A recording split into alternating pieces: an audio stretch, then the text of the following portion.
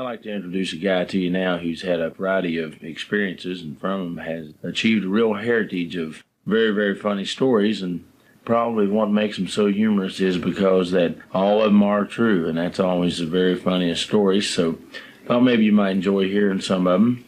So I'd now like for you to welcome Paige Ellis. Thank you, Roger. Thank you.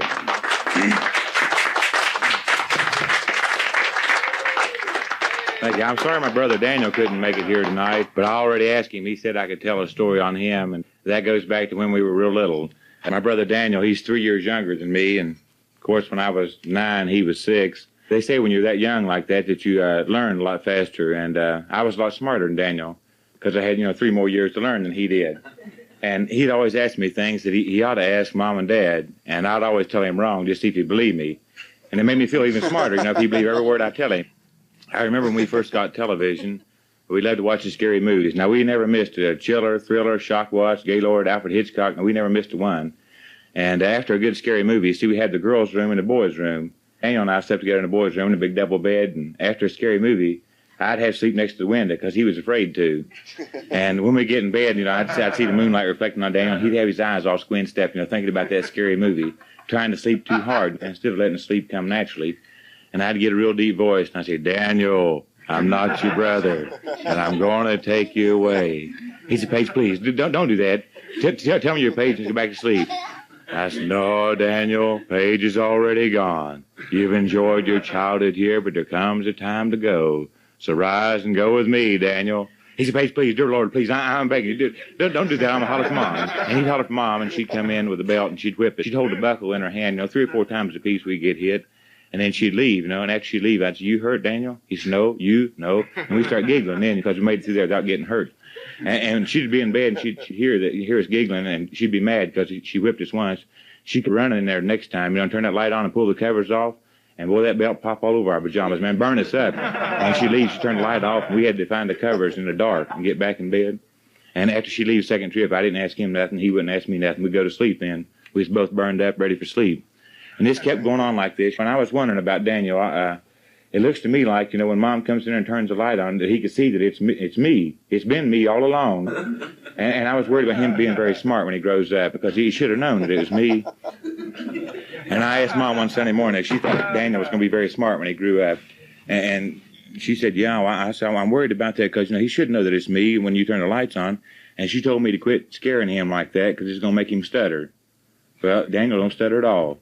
Anyway, the last time I got him was right next to Halloween. Now, we always bought a new mask every Halloween to go trick-or-treating in, and we always carried the old mask from the year before. If the house gave a nickel candy bar, something we really liked, we'd trick-or-treat him once with a new mask, then we'd go out and put the old mask on and go back and hit him again. Now, we didn't carry plastic bags. We carried pillowcases. Now, we went to get it. But anyway, I was pretty industrious when I was 9 years old. I started delivering papers. You had to be 10, but I told them I was 10 because I looked 10. And in less than a year, I had over 200 customers on my paper route, and I had 50 chickens, and I had 2 hogs. I had 7 neighbors saving scratch for me. I had my own spending money. And I was uptown when they were putting the new masks on the shelf, and I wanted to get a scarier mask than I ever had before. And I was looking for the real scary ones, the individually packaged ones, and I found one that I had to have. It had hair. It went halfway back on your head. It had upper and lower fangs, had a hole you could eat suckers through. And it looked like it had been burned on one side and had a big slash down the left cheek. And it was pea green, fluorescent, guaranteed to go in the night when the light hit it. I mean, it's a tough mask. That's the one I had to have. And I bought it, and I took it home. I hid it up in the closet, waiting for Saturday night double chiller before Halloween. Going to clean old Daniel out. And anyway, I asked Mom that afternoon if she'd let us watch double chiller, and she said she would. And so the first feature wasn't too bad, but the second feature was Dracula, where they pounded wooden stakes in her heart. Now, I was only 9. I didn't like that too well myself. It was pretty gory when they pounded them wooden stakes in her heart to kill Dracula. Anyway, we watched the whole second feature, and the national anthem came on. And I reached out and turned the TV off and put my arm around Daniel and started walking into bed. I kind of felt sorry for him. He's the only brother I got and what I got in store for him tonight. And I walked him on through the bedroom and into our bedroom. And when I got into our bedroom, I pushed him in front of me a little bit so he couldn't see me get my mask off the closet shelf, and I stuffed it down in my pajama top. And I jumped in bed over next to the window because, like I said, now Daniel wouldn't, especially not freshly after a scary movie like that. And I jumped in bed over next to the window, and boy, it was a beautiful night for doing what I had planned. Because Mom usually kept the curtains about 8 or 10 inches apart, and there was this full moon shining in on the top half of the bed. and shine right on our faces. You know, Daniel had a real high-pitched scream to him anyway, and this full-length closet mirror on the other side of the bed, I wanted to get it in my mind now that I wouldn't jump up there with them things open and Daniel's high-pitched scream and see myself in that closet mirror, because I'm going to be on his back making the trip with him when he goes. So I turned my back to Daniel and I coughed real loud so he couldn't hear me get my mask on. I got it all in place. I wet my lips and got them up there on them fangs so I make the fangs move when I talk. And I rolled my head back on the pillow and looked at Daniel. And boy, you know, I knew how that mask would look because it's fluorescent, guaranteed to glow in the night when the light hits it. I knew how scary it was because I've been practicing for a week in a medicine cabinet in the bathroom. You know, and I knew I was full prepared for him tonight. And like I say, I rolled my head over there on the pillow looking at Daniel, and he had his eyes all squinched up thinking about that Dracula movie. And I got a real deep voice, Daniel, I'm not your brother, and I'm going to take you away. And he said, Paige, don't start that again. Please, Paige, don't start that again. I said, no, Daniel, Paige is already gone. Just then he raised up and looked at me and said, gee whiz, jumped to clear up out of bed and threw them covers over top of me and hit that full-length closet mirror head on like he broke that closet mirror and ran through my sister's bedroom, knocked my baby sister's bed sideways. She had a bed by herself, a little twin bed, and through Mom and Dad's bedroom and through the living room, knocked the lamp off the TV. I mean, throw rugs is going all over the house. He's spinning through there. And through the hallway, heading toward the front door, had a brand new storm door just put on. And he got to the storm door trying to get, and that little latch, he couldn't get it open. See, it was hard for an adult to get that little latch open. Daniel was only 6 and screaming and hollering, trying to get that latch open and couldn't do it. And Mom ran in there and grabbed him, said, what are you boys doing in there? He said, Mom, don't go in there. Whatever's in there, don't eat Paige right in bed. Me got teeth like this. Don't go in there. And screaming and hollering. And he was trying to get the door open, and Mom was trying to pull him back, and I was laying in there in bed listening to them fighting in there like that. I knew I was going to get whipped anyway. See, you know, I'm going to get whipping. There ain't no way out of that. I grabbed that sheet up off the bed, and I wrapped it around me, everything but that mask. And I went charging through there right at him. Had them fangs wide open, heading right toward Daniel's neck. And then I said, oh, Lord, Mom, there it comes again. There it comes again. Now you got us both caught, just screaming and hollering like that. And it made me ashamed of him the way he was carrying on and hitting Mom with his fist, you know, and trying to get loose from her and get the door open and kicking Mom in the shin. If he'd had a pistol, we'd have lost our mother right then that night. And I kept circling around with my fangs wide open, just circling around through there. And finally, Mom reached out there with her left hand and grabbed my mask and yanked my mask.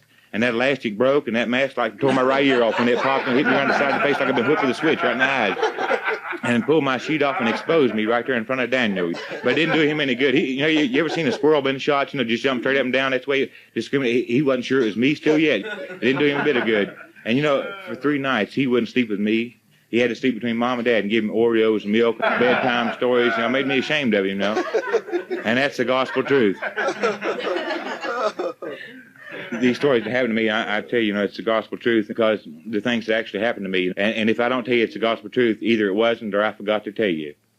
But, you know, sometimes your misfortune can be your gain, like this cousin that we got, and he's cockeyed. You know, he has one eye that points straight ahead and the other eye that goes down on the ground over here on the left. And he's the only fellow we'll ever take with us berry picking because he can pick berries with one eye and watch for snakes with the other eye.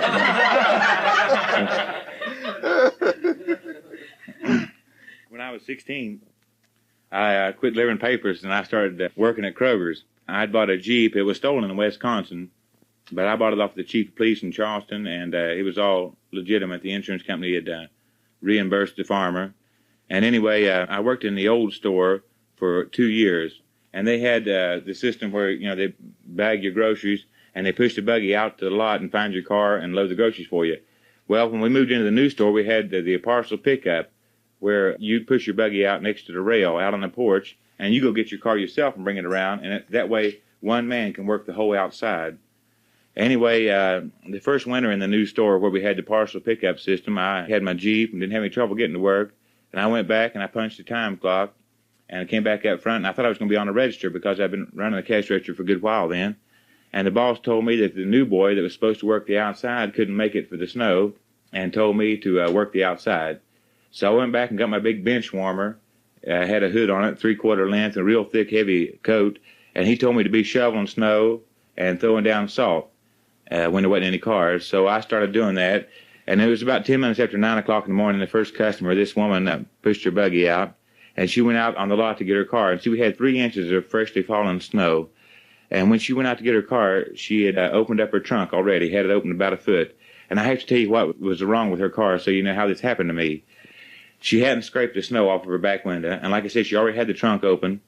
She had her heater on, defroster on, radio going, had big snow-grip tires. She had loud mufflers with bugle twin extensions out the back, and she pulled around there with that 662 Chevrolet. See, I couldn't make a mistake because there's only one buggy, one car, one woman. No way I could make a mistake. And I didn't have to get the keys to her car to open up the trunk because, like I say, it was already open. And I put them in their trunk for her. And I reached up with both hands, and I slammed that trunk, and I hollered, "Thank you, ma'am," and hurried back. And she started taking off just as I started turning around. And, man, just that quick, she pulled me right down on my knees. And I looked, and I had about 5 inches of my coat hung up in the trunk of that car. and here we go across that lot. That woman dragging me that car across that lot. And I screamed and hollered at her. And I knew she had a heater on, a defroster on, the radio going, and the big loud mufflers and snow grip tires. She couldn't hear me hung in that car. And I tried to scrape the snow off her back window because she couldn't see me. She hadn't scraped her back window, and I couldn't reach across the trunk of a 62 Chevrolet. And I tried to do everything in the world. I threw both hands up in the air and tried to slide down on my coat, but she wouldn't give me enough leverage to get my coat loose. And I tried to unzip my coat, and I could get all but about 2 inches unzipped, but not enough to get me free from that car. And I tried to do like a squirrel, put one leg up over the trunk and hold onto the side of the bumper, but there's no ornament on the back of the 62 Chevrolet, and I kept sliding off. And she kept taking me on across that lot like that. All this time, see, I'm dreading that boulevard there in Logan. It's at 55 miles an hour, 4 lanes, and it goes right by the hospital where my mother works, and it's been salted. And my mother is all the time looking out the window. She's got to have a position where she sits next to the window. And I hated for her to see her eldest son on the back of that 62 Chevrolet. 2 big red streaks behind me. My legs ain't 4 inches long on that boulevard burning me up. I'm dreading that. And I tried everything. They say your life will flash before you like that when you're going to get killed like that. And the only thing I could think of was I'd give anything to have a good pair of roller skates, been greased good, and I'd get on that boulevard with that woman. But I tried every way in the world to get loose. And then I turned and looked back once, and there was 2 women that had pushed their buggies outside and laughing and pointing at me, thinking that me and this woman's playing, letting her pull me through the snow like that. I'm here to tell you I wasn't playing with that woman, and you can tell by the tracks I was leaving that I wasn't. A D9 Dozer couldn't show as much snow as I was. I was holding my feet, and the snow would pile up, and I'd release and hold again. And you can see tell my tracks I wasn't playing. But anyway, right there, it's about 200 yards across the lot there, and there's a stop sign there at the end of the lot. She had to hesitate for a minute there. There was a car coming. And all at once, Bob, a friend of mine, came out of the store and saw this woman, and he knew I wasn't playing on the job, you know. He knew I wasn't sandbagging. He went running as hard as he could. And just as she got ready to take out, he took his fist and hit the side of the car and said, "Whoa, whoa, ma'am, you're dragging him off." and she got out and looked back at her. She said, "Well, son, you come this far with you might as well go on home and help me unload these groceries." I said, "No, ma'am, just get that trunk key and let me out of here. I'm awful glad to be standing right here. They wore the knees out of my pants. You know, they wouldn't let you wear blue jeans, brand new pair of dress pants." And that's the gospel truth. I'm awful glad to be here today to tell you about that story. Or it could have been bad if I went the full trip. But anyway, when I had my Jeep there, I had a dog named Thunder. I like to do a lot of coon hunting and possum hunting. And he had a brother named Lightning. But I only owned Thunder. And we do a lot of hunting, a bunch of us boys. And I worked night shift up at Kroger's. And my brother Daniel called me one night and said he wanted to go coon hunting. And I told him to tell Mom to have me a sandwich ready, and that way we could get started hunting faster, because I didn't get off work till 9:30. And he said he would. So when I got off work, I hurried down to the house and ate a sandwich, and I took some newspapers and put in my Jeep station wagon in case any of the dogs had an accident. And you all know what a Jeep station wagon looks like. It only had one little fold-up seat in the back, and it had a big open area there where, you know, the boys and dogs could lay down, and had 2 doors up in the front, and big square fenders. It's a 53 model Jeep, and it was gunmetal gray. And I had a big foxtail on one side on the aerial and 2 decals in the back windows, Woody Woodpecker smoking a cigar, and a Roadrunner all stretched out with clouds of smoke behind him said, "Who's chicken under it?" Boy, it's a tough Jeep. And I spread newspapers down there in case any of the dogs had an accident. And we left out, it was about 10:30 for Mud River. The closer we got to Mud River, the foggier it got. I mean, time we got up in the head of Mud River, it was so foggy the birds was walking. Couldn't see nothing. And I had Daniel riding on the fender because I really liked my old Jeep, and I didn't want anything to happen to my Jeep, drop it in a hole or something. So it was after midnight before we finally got up on top of the point there at Tree Lappy Hollow, where we turned the dogs loose. There was 5 boys and 3 dogs. I had my dog Thunder, Butch had his dog Bugs, Dooner had his dog Blackie, and Pat didn't have a dog, and my brother Daniel, of course. There's 5 of us and 3 dogs. And we turned the dogs loose, and they struck a hot sign and went wide open, down over that hill and up over the ridge and down over the other side, just barking to the top of their lungs. We didn't have first-class dogs, and we knew that our dogs had jumped a deer. And a deer run your dogs to death. And we whistled and whistled and hollered, and finally our dogs come back, and running that fast in the fog, it thumped all of our dogs. Their tongues were hanging out, and they all had cold sniffling from running in the fog so fast, and we knew that ruined that night. Anyway, about 2 o'clock in the morning, they struck one more time, but it was a cold sign, and they couldn't follow it up, and so they lost the scent. So this night we didn't get anything, but that's not what I was telling you the story about. It was on the way home that it happened. Some of the boys went to sleep. Daniel and I were awake, and we were hungry. And we didn't usually carry our wallets with us when we went hunting, afraid we might lose them. Stopped at a gas station there, and that's when those Hostess Snowball cakes were only 12 cents a piece. And I had 48 cents on me, and the fellow didn't charge me any tax, so I got 4 of them, pink and white, Hostess Snowball cakes.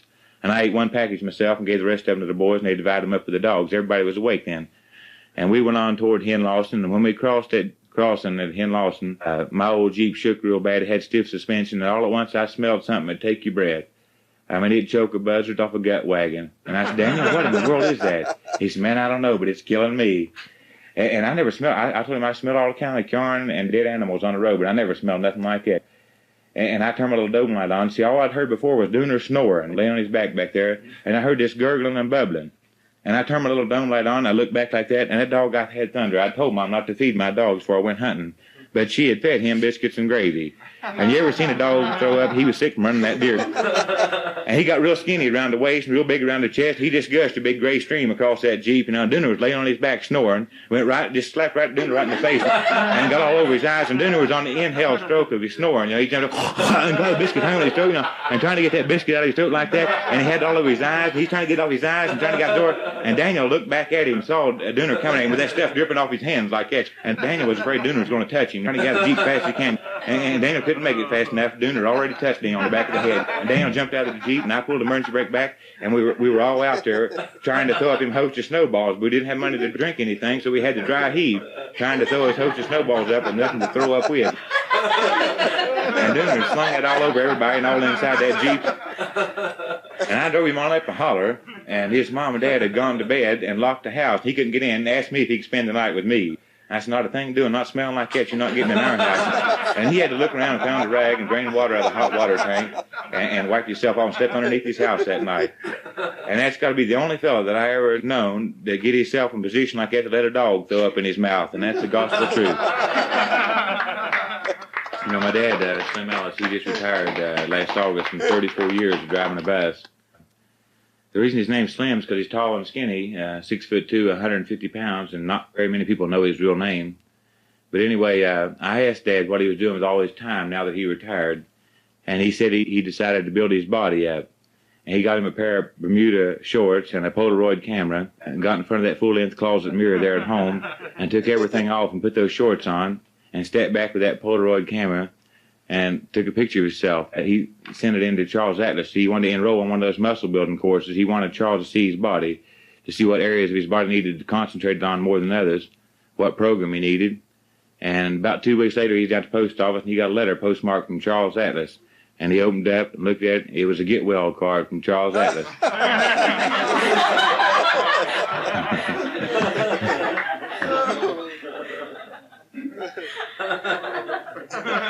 When I was 11 years old, we had this horse named Rex. He was a 1,000-pound, 5-gaited horse. And Dad asked me one night if I wanted to go frog gigging. And I told him I'd go.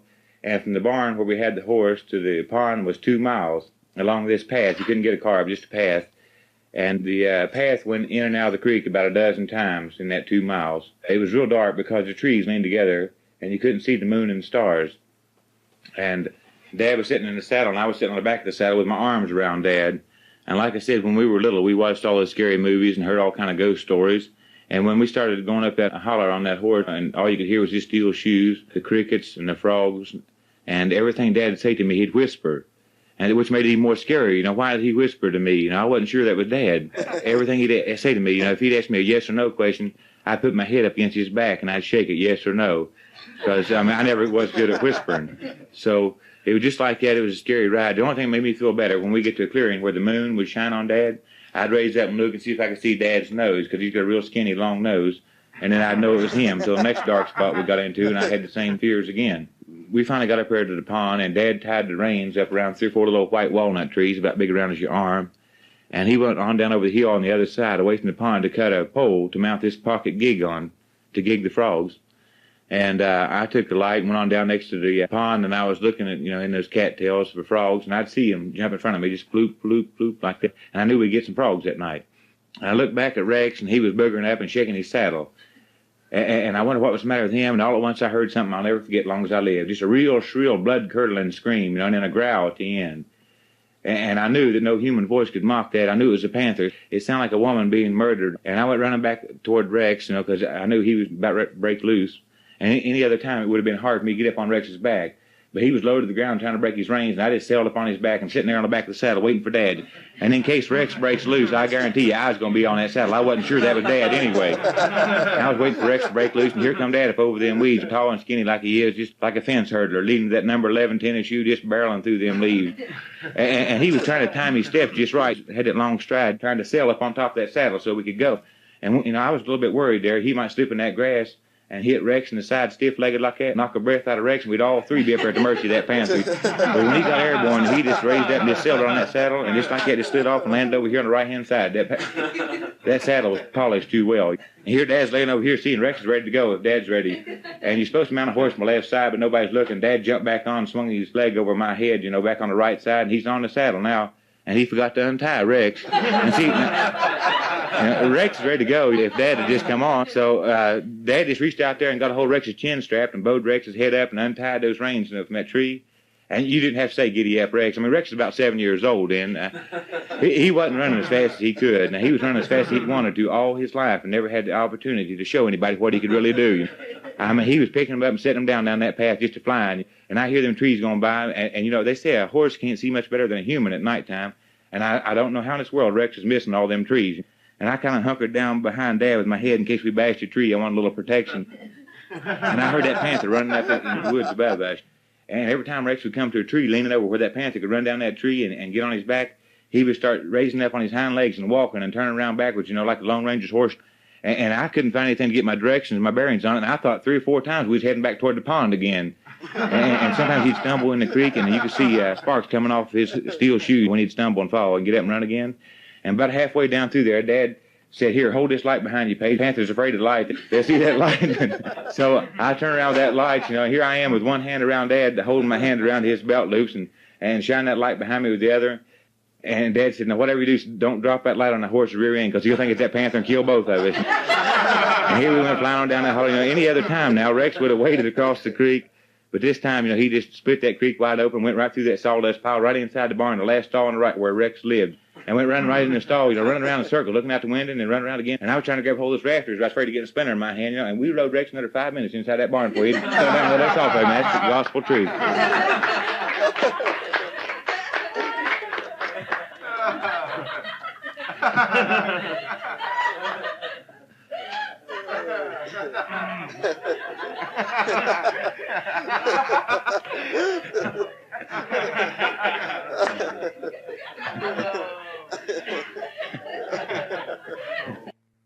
My sister, Jeannie, when we were real little, she was the one next older than me. Adam was the oldest, and then Jeannie, and then me, and then Patty, and then my brother Daniel. And Jeannie had one tooth missing, and she was, she was real kind of scary looking with that. It made her mean looking with that tooth missing. Before a boy gets his strength, it makes no difference whether you're a boy or a girl. Whichever one's the biggest can whip. My sisters whipped me all the time. I hated to see company come over because I knew I was going to get whipped when they wanted to show off.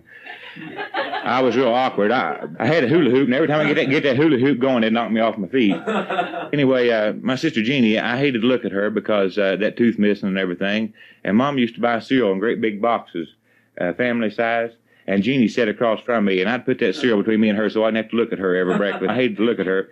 But anyway, she had told everybody that when she grew up, she wanted to be a nurse. And so she learned all this stuff in school. Well, I played hard, and I was awkward, and I had this wagon that belonged to me, a big heavy-duty wagon, and we'd load all the kids in there. I was usually the one that had to push the wagon. I was strong, but just awkward. And sometimes that wagon get going down the sidewalk too fast, and my legs get tied up together, and I'd bust the sidewalk and get the breath knocked out of me. You know how you are when you get the breath knocked out. You're laying there like that, trying to get your breath back. And Jeannie told everybody she wanted to be a nurse, and she figured when you get the breath knocked out of you, what you need is mouth-to-mouth resuscitation. And, now, I'm here to tell you, that ain't what you need when you get the breath knocked out. You need people to leave you alone. But here, Jeannie, she was eating them brown beans and them white onions, been chewing that bazooka bubble gum, eating that trash that kids do, running up there, and, you're tingling all over the breath knocked out of you. You can't fight her off. And I hear that pitter-patter little feet and coming up and knowing I'm going to get that mouth-to-mouth resuscitation.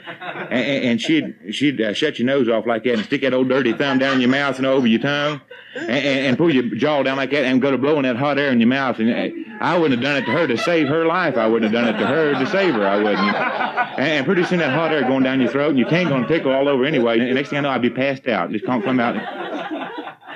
And Mom would be slapping me in the face and trying to wake me up. And I begged Mom to tell Jeannie not to do that. She's killing all of us kids with that stuff. I don't want her mouth on mine anyway. And if she's got to do that, tell her to go practice on an alligator. Anyway, it kept going on like that. You know, Jeannie thought she's doing good. That's the worst part about it. She thought she's right. And I had this heavy-duty wagon one day parked underneath the cherry tree and climbed up in there picking cherries. And I was sitting on a limb about that big around, about big around your leg, just picking cherries. And I was picking cherries with one hand while I was eating them out of the other hand. And when I get that handful, I'd change hands, and I had cherries coming all the time. And, you know, when a cherry tree's in bloom like that, you can't see through a cherry tree. And this big black starling, they love cherries. And he went crashing through them leaves going to eat cherries, too. He didn't see me till I got in underneath the tree. And he flew right at my face, and it scared him just as much as it did me. And I thought somebody had hit me with a rake or something. I rocked back like that and just grabbed a hold of nothing but twigs and fell down out of that tree and landed on my back across that wagon.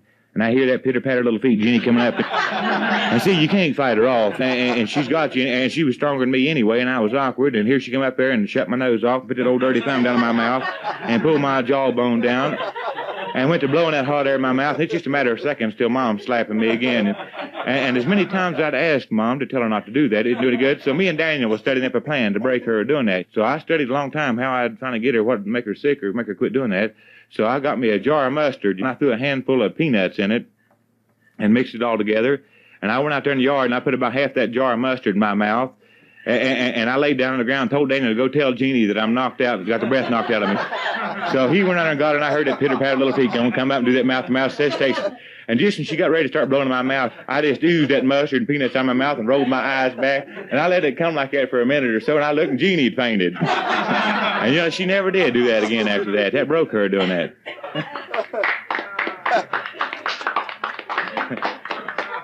You know, I know y'all remember these stories that you read in school in the literature class. You know, they have these plays, and when they assign you a character's name, you'll look for that character's name that comes up in dark, bold print, and you read what follows. In the 8th grade, we had a teacher that she wasn't one of our most popular teachers. She was kind of straight-faced. I was a problem student anyway because I started out in the back of the room and kept getting up closer all the time because I have a nervous left leg. And I used to put my foot in the crack of the desk in front of me, and I wouldn't know it, but my left foot would be shaking, and it'd shake the desk in front of me until, you know, they'd get complaining, and I'd get up close to the front all the time. And this one girl that was finally, she's the last one in front of me, she wore her hair flipped up in the back, and I'd tear little pieces of paper up and put them in that trough, you know, around the back of the head. And when she'd get up and the paper drop all over the place, the teacher caught me in that. So finally, before long, I was right up front, right next to the teacher's desk. But anyway, this teacher, she kept a good eye on me, and she assigned me Paul Revere in this play. Paul Revere wasn't one of the main characters in that play, but I looked through the book to see where I come on the scene. It was a good bit over, so I just sat back and listened to the other kids do their part in the play. My friend Jane punched me and told me my part was coming up, and I looked at her book, and then I matched my page up with her page. It had Paul Revere, and so it had, you know, I thought I'd do it real well, so I said, "The British are coming, the British are coming." And I thought I did all right on that, and I didn't see any more part where Paul Revere was supposed to come on the scene. But I forgot about him riding that horse. And so I sat back again, and Jane punched me again and said, "Your part's coming up again." I looked down there and had Paul Revere and had WHOA and a big exclamation mark. And I just glanced down and I said, "Hooah!" like that. And boy, I'm telling you, that teacher looked at me, her mouth dropped straight down, and a tear just poured out of her eyes. And the whole class just screamed, and hard you couldn't have heard yourself scream. You know, everybody dying laughing. And I didn't see anything funny. See, I was wondering what was going on. And Jane looked at me and said, "That's whoa, idiot, to stop that horse with." But now, you know, it looks to me like WHO is who, WHOA ought to be whoa, and whoa should be WO. But, you know, it's been a long time since I was in the 8th grade. But if I could turn time back and be in the 8th grade in literature class, I'd still pronounce that hooah as well as that woman liked that, and it changed her personality. You know, every time she looked at me, from then on, she'd look at me and laugh. And that's the gospel truth. I went in the service in 1967. I spent about 6 months down in Texas, and then I got stationed over in Thailand. You don't have any way of calling home from over there. The only way I had of hearing my parents' voice was by a tape. They would make a tape and send it to me, and I'd make a tape and send it back to them. My brother Daniel sent me a tape one time that he had joined the Baptist church. He told me that when he came back that he wanted me to go down to the church with him, hear the quartet sing Down by the River Jordan. And I promised him that I would. And at Christmas time, they sent me a fruit cake and some candy, and I sent them back a thank you card. And it was a long year, but when it was finally over, I went back home and I went down to church with Daniel. And I hadn't been around civilized people in a year. I hadn't seen an American girl in a year, and I hadn't seen a television in a year. And I was kind of nervous being around a mixed group, so I sat in the back of the church, and I looked at the Overseas Servicemen's Prayer roster, and my name was on it, and a gold star beside my name for being one of the local boys. Daniel and I were sitting back here in the back, and I don't know if the preacher had a sermon that morning or not, but if he did, he forgot it. The only thing he was preaching on was hellfire and brimstone, one heartbeat away from eternity, come now, it's your last. And he kept staring at me, and the sweat just pouring off me, making me feel real paranoid for coming back from overseas like I was riddled with sin or something. And he kept going on, and at the end of the sermon, which wasn't really a sermon, they had the hymn of invitation, which was Just As I Am. They sang the whole song through, and he walked down in front of the pulpit, and he said, he kept staring at me the whole time, and I kept looking away. And he said, start the first verse over again. And you know, they hadn't got 2 words out on that first verse over again. And he said, Paige, won't you come up here and shake my hand? Well, that's the least you can do for the Lord, and then you can go back to your seat. Well, I figured I do owe the Lord. Now, if it was going to make anything better between me and the Lord to shake the preacher's hand, I'm going to do it. The only thing that happened to me was this little scar on my chin. So I went up there and shook the preacher's hand, and boy, just that quick, he pulled me right down on the floor, had his hand on my head and the other hand straight up in the air and shouting on me like old Robert's going to heal me. And I didn't know what in the world was going on. He pulled me up off the floor and asked me if there was anything I wanted to say. And I wanted to say, you're supposed to let me go back to my seat after I shook your hand. But I didn't want to ruin whatever he had planned. And so I was real embarrassed, and I just shook my head no. And that was wrong, too, because here we went down on the floor again. And had his hand on my head and his knee in my back and had the other hand up in the air and shouting on me. And women got around me, sinking high heels in my back, and everybody had me down on the floor wallowing on me like that.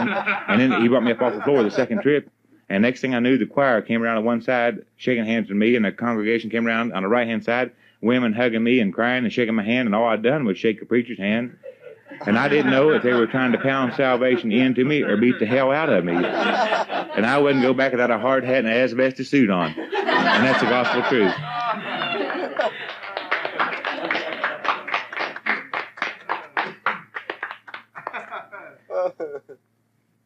You know, but after I got out of the service, I spent 4 years in there. Well, 3 years, 8 months, and 2 days to be exact. I started driving a bus like my dad. I was talking to Dad for my first 6 months about things that happen to you driving a bus. You'd be surprised the embarrassing things that can happen to you when you're dealing with the public. And I was talking to Dad about some of the problems that happened to me driving his run, most of them. I was coming out of Charleston to Logan on the 7 o'clock in the morning run, and I had 14 people on the bus, and some of them had been traveling all night, and they were sleepy, and I was trying to give them a good smooth ride so they wouldn't wake up. If any of y'all ever watched a bus driver adjust his seat, you have to sit in it and put your hands underneath of it and jerk up on it, and every time you jerk, it'll click. It'll come up one more notch, and if you pull it all the way up, it'll release and go back down to the floor, and you have to start over again, just like a bumper jack or a barber chair. I always rode the highest notch it would go because it got long legs. I was coming out of Charleston, heading toward Logan, and down there at Low Gap, there's a railroad crossing. And I had my emergency flashers on and sneaking up on that railroad crossing, going to try to give them a good easy stop so they could go ahead and sleep. And I got about 10 feet from that crossing and no warning at all. That pin broke in that seat and it went right straight to the floor, and my knees went up under the dash, and my head was right where my rear end was supposed to be on the seat, and it was dark down there. And I hadn't slept well the night before, and I didn't know what in the world had happened. I finally realized what happened. I dropped like I'd been shot with a gun. And I reached over and I hit that DD3 brake, and that bus just locked up and just come to a dead stop, and it shoved me up under the dash worse than ever. And I grabbed a hold of the steering wheel and pulled myself up off the floor, and I looked, and I was right on top of that railroad crossing.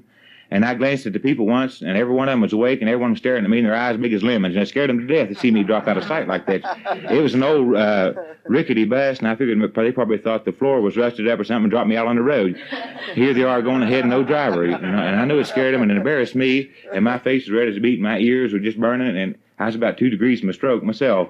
And I turned my back to them, and I adjusted the seat back up, and I leaned over the steering wheel so I couldn't see them in the mirror, and they couldn't see me either. Until I got the color back in my face, and I glanced up one more time, and they still all staring at me. I'd have gave $50 if every one of them disappeared and never rode the bus because I hated to look at them. But from then on into Logan, nobody slept. They all stared at me, And I guess he was afraid maybe I'd fall out of the seat again, maybe in a curve, and the tractor and trailer meeting me or something. And we got all the way to Logan, and I pulled in the station area, and instead of helping him off the bus, I just ran off the bus myself and turned my back to him so that everyone, I wish it'd all just go away. And that's the gospel truth. And I was telling Dad about some of these things happening to me. Another thing, I hauled the senior citizens out of Logan to Jackson's Mill, a real good group, and they sang real well, and we had a good time. And when we couldn't think of a song to sing, this one little old lady, she wouldn't have weighed 90 pounds, soaking wet with 2 heavy suitcases. She knew 15 verses to old-time religion, and when we couldn't think of a song, she'd stand up and grab a hold of that luggage rack and start whipping off those 15 verses to old-time religion. We thought about stopping at a church and borrowing some songbooks, but that didn't go over too good. And I got them off to Jackson's Mill, and I had to go back to Huntington. Well, 4 days later, the boss let me go back up and pick them up, and they'd all got new songbooks and ready to sing. And we sang for 10 hours straight on the way back. But I always remember this one man on the bus, a big heavy-set fella. He would ride my dad's bus every now and then, and when I'd drive Dad's run, I'd see him. When I'd ask him, I'd always say, "How you doing, old buddy?" And he'd always say, "Well, okay," or "Looks like it's going to rain," or "Boy, you're on time." And he would never say another word. You couldn't beg another word out of him. He wouldn't carry on a conversation. And I got used to it. And one day, it was in August, I was pulling out of the station in Logan. I had 4 women sitting on the front seat that I'd never seen before in my life. About 10 other people on back through the bus. And I'd already started talking to these 4 women, asking where they were from, where they're going. And I pulled out on the boulevard, and the heat waves were coming up off the hard road, and there he was standing there, flagging the bus. And I pulled up there to him, and he had a suit and a hat on, and I started tearing his ticket to Ethel. But instead of giving me the money, he took his hat off and was wiping the sweat off his hatband. And he reached me 50 cents, and I said, "How you doing, old buddy?" And he said, "Well, all right, but not really. Had this diarrhea been bothering me for a week." And it kind of hit me off guard. He never had said anything before, you know. I mean, what kind of man does it take to tell a whole busload of people he had diarrhea been bothering him for a week? And I was lost for words, and his women saw that I was embarrassed, and they started laughing. You know, I mean, I didn't know what to tell him. Look, I hope it don't cramp you, or eat more cheese. I mean, what are you going to take to tell a crazy man to tell a whole bunch of people had diarrhea been bothering him for a week? And he went on back there and sat down, and people got up and moved away from him. And heavy-set fella. And I figured maybe they thought an attack had come on him, and maybe he'd just blow up a seat back there. And they moved away from him, you know. And he got off up there at Ethel. And I thought about that following Christmas, sending him a roll of tissue and signed the driver to it, let him know how he embarrassed me like that. But I hauled the man a lot since then, and never once did I ever ask him how he's doing. Because he'd flat tell you, and he'd love to show you scars or pictures or anything. And that's the gospel truth. I was telling Dad about embarrassing things happened to me on the bus, and so Dad was telling me about some of the things happened to him. And he said back during the Depression, women used to breastfeed their babies then a lot more than they do now. And he said this woman got up behind him, and she was breastfeeding her baby, trying to get the baby to nurse, and the baby wouldn't nurse, and she tried everything in the world to get the baby to nurse, and finally she got aggravated, and she said, "Look, now, if you don't take it, I'm going to give it to the bus driver."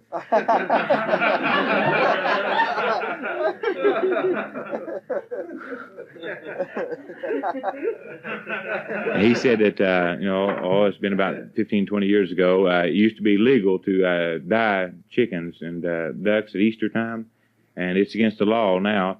But he said that this one time it was getting close to Easter, and they were selling a lot of Easter chickens and ducks, and he had a pretty full load on the bus. He was still loading, and this large woman came, and she had a bunch of packages in one arm, and under the other arm she had a box of Easter chickens and ducks, and had holes all shot in the box so they could breathe. And it would have been hard for her to get down the aisle by herself, but having these packages in one hand and a box of chickens in the other arm, and trying to get down the aisle of the bus to get her a seat, people kept bumping into her. And finally somebody had knocked a little box of chickens out from under her arm, and when he hit the floor, the lid came off, and here went all those little chickens underneath the bus, just chirping all over the place, and she'd been over trying to catch them and grabbing at them, and she was kind of a large lady anyway, and she strained herself. It's kind of an embarrassing thing happened there, and Dad heard it, and he said, "Now, that's it, honey, if you can't catch them, shoot them."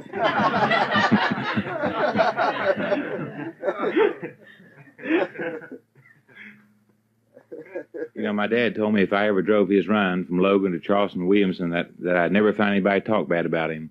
And he'd been on that run for 20 years, and I told him that surely in 20 years somebody will talk bad about you. Not everybody likes you. And so we had a little bet between us. They hadn't hired any new drivers in 17 years. When me and a buddy of mine came back, when they'd see me, they'd always ask about Slim Ellis or some of the other drivers. One woman said, well, during the Depression, her mother chewed one kind of twist of tobacco, and she couldn't go into town and get it. Said, Slim would bring her some tobacco. And this one fellow said he had a linoleum rug and said he was walking alongside the road with it and said Slim stopped and picked him up and took that rug on home. He said, I like Slim. Well, I figured maybe Dad is right. Maybe everybody over here does like him. And the next time I caught Dad's run was for 30 days. And I knew in 30 days I'd find somebody to talk bad about him and win that bet. I was on his run out of Charleston to Logan. I had about a half a bus load, and I had a man and his wife sitting on the front seat, looked to be in their latter 60s or early 70s, retired couple. That woman kept staring at me, and I knew that she didn't think I was old enough to drive a bus. I knew she'd say something before long. And when I got up on the South Side Bridge, she said, you know, I have never seen a young driver on this run before. I said, where are the older drivers at? And I said, you mean Lawrence Warden and Slim Ellis? And she said, yeah. And I said, you haven't heard? She said, heard what? And I said, they're both in jail. And she said, what for? And I said, well, they laid out drunk all night in front of the courthouse there in Logan. And they were asleep on the park bench when the police came and got them about 4 o'clock this morning. And she said, well, what about that? She said, you know, now just between me and you, that Slim strikes me as the type. And she didn't know Slim was my dad. And I just made that up, and I figured that she would, call me a liar, but she didn't. And I turned my head and bit my lip to keep from laughing out loud. And I played with these switches over on the left-hand side until I finally got a straight face back. And I looked up in my mirror, and there was a blonde-haired girl sitting 3 seats behind me that knew Slim was my dad. And she shook her finger at me for getting that woman started like that. And that woman, she just did get started, too. She said, you know, Slim stays about half red-faced all the time. So he's probably drinking while he's driving. So, you know, he scares me. So he'll go 60 and 70 miles an hour and turn plumb around the seat and talk to you. Said, run clean off the road. Said, you know, after all, I said, they ought to get rid of them. They ought to get rid of those older drivers like that, getting out there drinking all night and going to get up next day and haul us good people around. And her husband said, yeah, I think they should have some disciplinary action for them. And I said, well, you know, I wish they would let them go because that way I'd have more seniority. And he said, well, I'm all for letting the younger generation take over and let the older ones out to pasture. And I said, well, buddy, I wish they would. And she said, you know, I know Slim is bad to chase the women. Said, I've heard him ask women to sit up close to the front so they can talk. She said, now you know what he's up to. Said, could a man like that be married? And I said, yes, ma'am, he's married. Well, we got down below Hernshaw, and she hadn't said anything about Dad in about 2 or 3 miles, and I figured she fizzled out. And so I figured it was time to break the news to her. And I said, you know, I was just kidding you about Warden and Slim. Warden's on vacation, and Slim's gone to look at a horse I'm going to get him for his birthday. And she said, what in this world would you want to buy that man a horse for? And I said, you see my name tag up there? And she looked up there, and she said, Paige Ellis. Slim Ellis. No, you aren't related to him, are you? I said, yes, ma'am, that's my dad. Boy, her chin dropped down. Her husband said, Lord, woman, what have you got me into here? And boy, I bet you both of them could have walked up under that seat with a derby hat on and not touch the top of it. And I looked in my mirror, and that blonde-haired girl, the tears just poured out her eyes. She's laughing all she wanted to. And we went about 5 miles further. And you know what that woman said next? She said, you know, Slim is one of the best-looking drivers y'all got. He's got the prettiest curly hair any man I ever saw. And trying to make back up with me. And that blonde-haired girl laughed that much harder. And I had told Dad to take my car to go to Athens, Ohio to look at the horse, but instead of taking my car, he was riding the bus that Rod Bell was driving and was supposed to meet in Madison if we're both on time. And when I got in Madison, Dad was standing there on the corner with 2 cups of coffee in his hand waiting on me. And I stopped the bus, and Dad stepped up on the bus and reached me the coffee. And that woman said, Slim, is he really your son? Dad said, well, they say he is. And I said, Dad, you know, you told me as long as I'm driving, you run. I never found anybody talk bad about you. And he said, that's right. And I said, right there's 2. And I told Dad the whole story later that night, and I won the bet.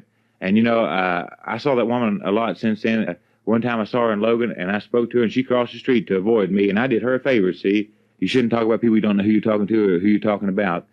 But anyway, we all got a big laugh out of that, and I won the bet, and that's the gospel truth. Come